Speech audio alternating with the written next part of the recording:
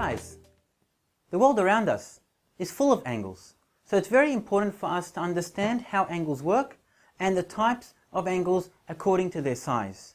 When we want to classify angles, we have special names for them in mathematics, and according to their size, we know the name that they have.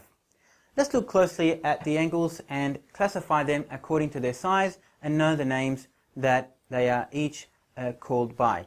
If we look at the angle that we have now, it's called the acute angle.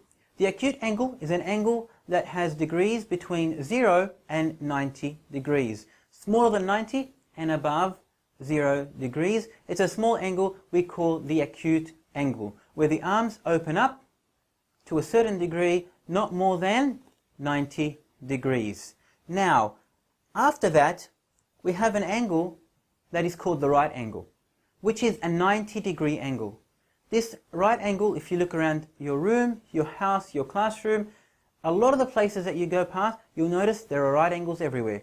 On the door, tiles, windows, your ceiling, your walls, right angles everywhere. And without it, a lot of the shapes that we have won't exist. So it's very important to realize that right angles are a very important angle for us to understand, and these angles are exactly 90 degrees. Then we have the obtuse angle, which is larger than a right angle, however smaller than what we call a straight angle. An obtuse angle is made up of degrees more than 90 but less than 180. So it can be 91 degrees, 92, 100, 110, 120, all the way to 179, just less than 180 degrees. Then we have what we call the straight angle. The straight angle, as the name suggests, it is actually a straight line, and it is 180 degrees exactly.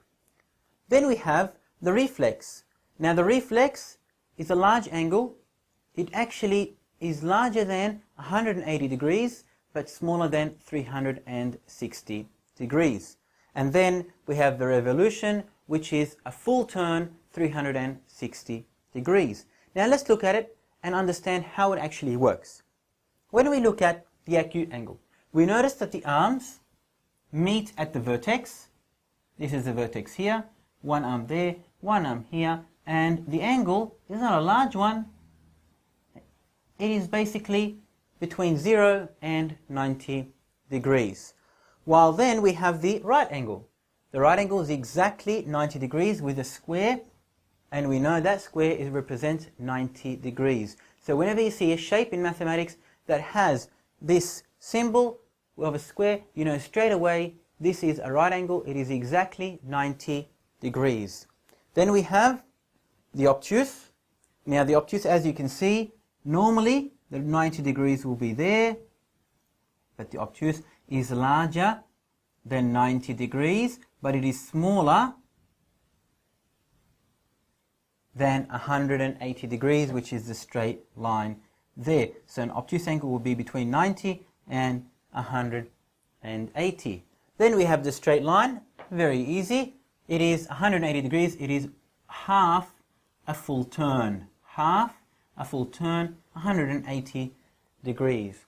Then we have the reflex. The reflex is larger than 180 degrees. This will be 180, but it turns more and it continues on, larger than 180. It can go up as close as nearly a full turn, which is what we call a revolution, which is this angle here.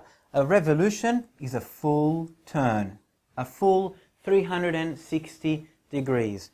This is the revolution angle. So as you can see, we classify them, and once we understand their size, it'll be easy for us to identify the angle type by looking at its picture or looking at its shape and realizing that yes, this is an acute, obtuse, or any of the other angles.